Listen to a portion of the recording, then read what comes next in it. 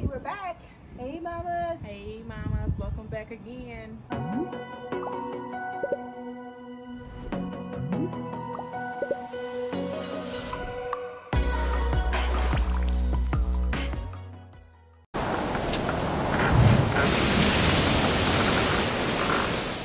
Did you have sex?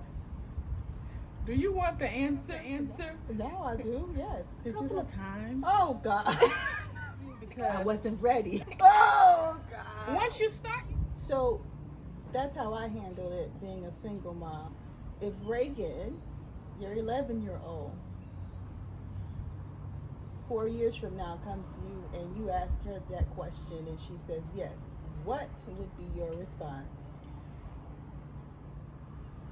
Yeah, breathe. Do your breath work. that's what we're gonna respond. You would start doing your breath work. You got to do. So, okay.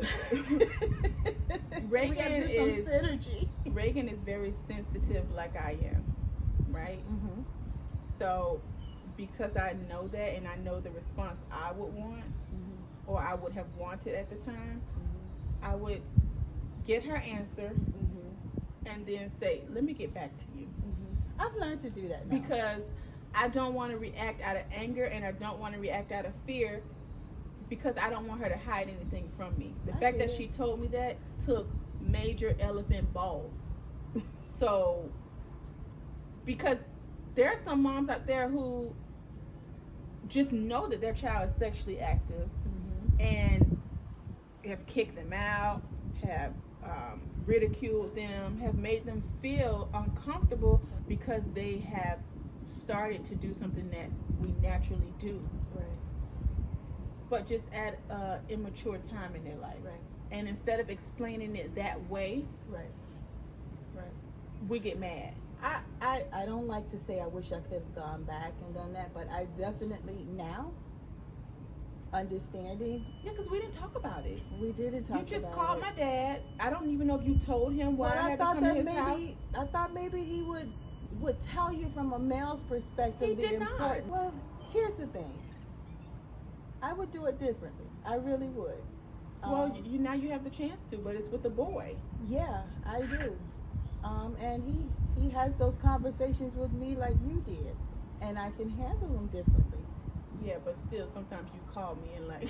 I have to release it to somebody because some of the stuff he tell comes you to what. me with.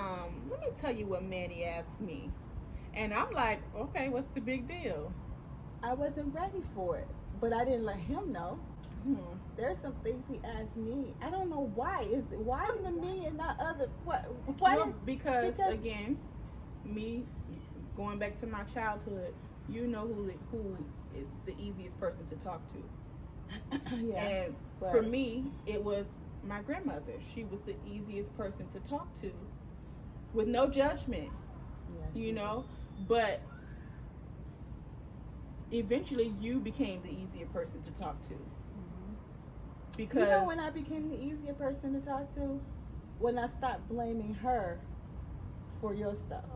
I was so angry with her because I'm like, every time I tell them to do something, you undermine me. But it wasn't about her undermining me. She was doing what she thought was safe, was right.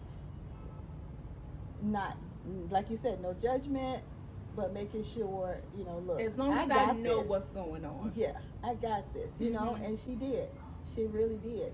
And so when I released that and forgave her and said, look, this, Shania, you gotta start taking responsibility, okay? Stop using the excuse that I'm working trying to provide for my kids, because right now that's not what your kids need.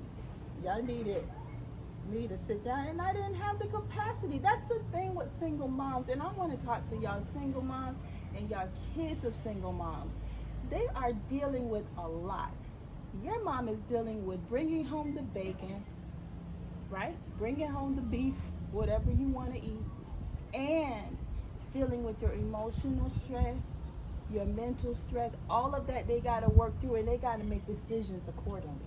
So with no help, Yeah. as opposed to having someone in the house where you can balance that off, like that pendulum swings over here, go to your dad, and it swings back to mom, and there's a balance there.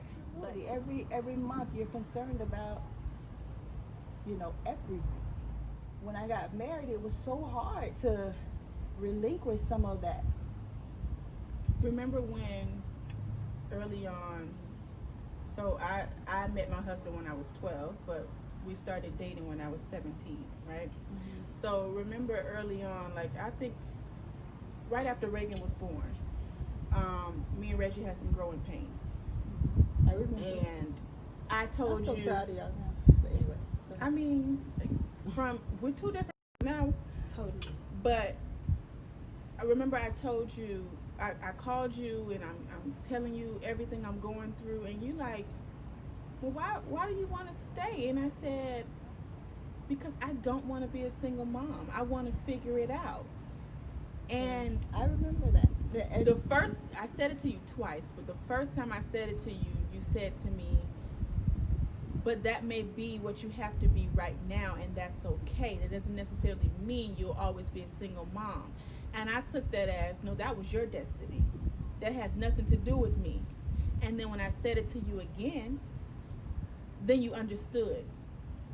And I really appreciate those honest conversations, because that wasn't for me. I needed to work through that, or I would not have been married right now.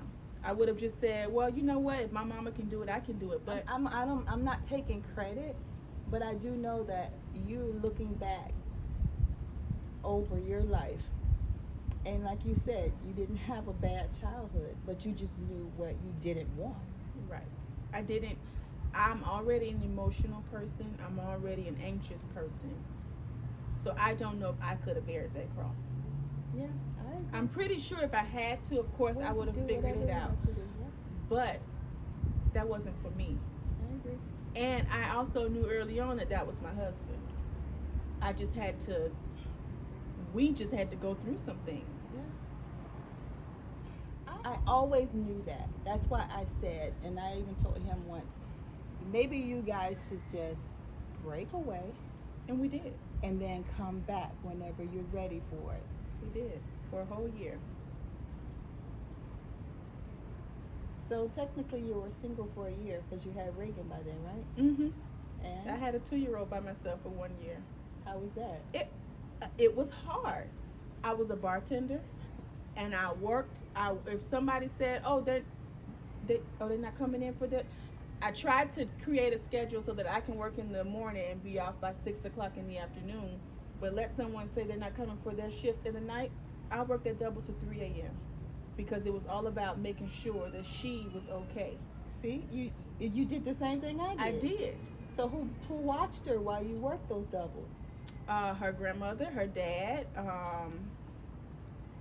I made my cousin move in with me because I was like, I need a live-in nanny or something, you know. But she was a single mom at the time, so we helped each other out.